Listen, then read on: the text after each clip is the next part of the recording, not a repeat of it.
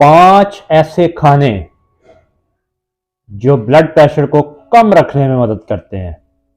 उनमें सबसे पहला केला है।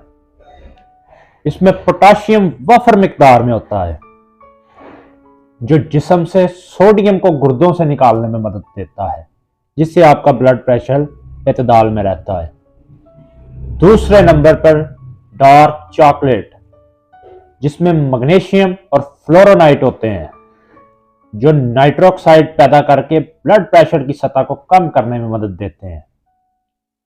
तीसरे नंबर पर चुकंदर, इसमें ऑर्गेनिक नाइट्रेट होते हैं जो खून की नालियों को खोल के ब्लड प्रेशर को कम करने में मदद देते हैं।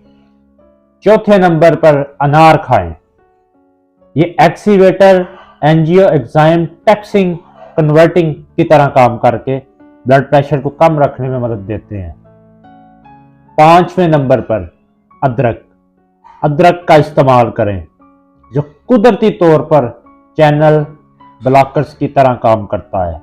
इसमें कैल्शियम की मिकदार वाफर होती है और यह आपके ब्लड प्रेशर को एतदाल रखने में मदद देता है।